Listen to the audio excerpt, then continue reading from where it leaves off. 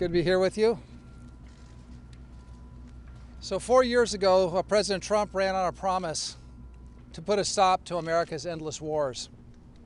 Today, as just announced at the Pentagon, President Trump is keeping that promise to the American people.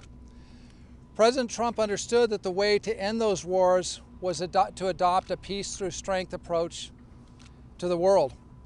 He rebuilt the American military, which had been decimated by defense sequestration under the Obama administration. He required our allies to step up their game. And America's NATO allies are now spending $400 billion in additional defense spending over the next 10 years.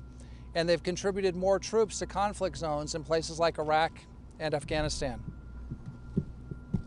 I just finished a phone call with Secretary General Jens Stoltenberg of NATO, and we discussed regional issues, and I thanked him for the alliance's continued contributions to the West's national security and to freedom and security in our overseas missions in countries like Iraq and Afghanistan.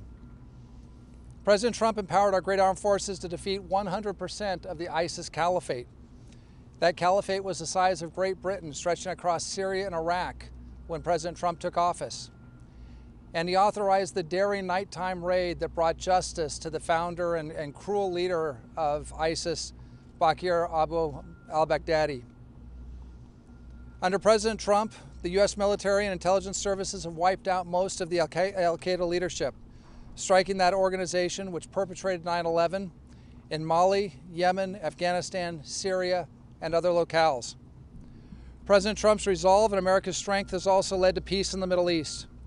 From the historic Abraham Accords to the peace deal with the Taliban that has led to inter-Afghan negotiations, the world is safer because of the Trump administration's policies.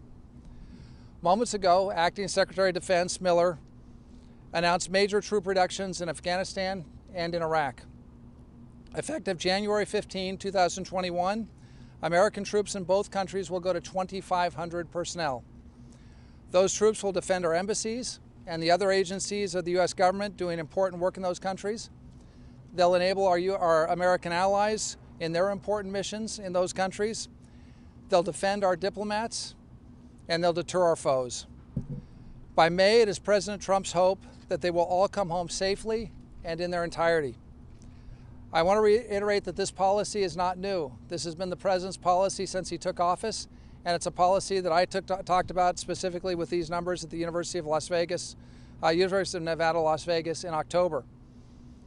So it's appropriate at this time to again thank our soldiers, sailors, airmen, Marine, and Coast Guardsmen, and especially their families, and especially those families of our fallen heroes and of our wounded warriors.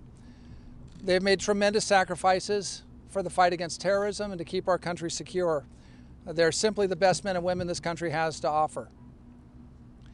Critics have said that the President would not be able to rebuild our military, strengthen our alliances, wreak havoc on the terrorists, bring peace to the Middle East, and end our forever wars.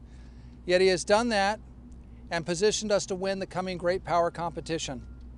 Any one of these achievements would merit tremendous praise. Taken together, President Trump's foreign policy and national security record is comparable only to Ronald Reagan in the past 2 generations. Thank you all. God bless our men and women in uniform, and God bless this great nation. Thank you very much.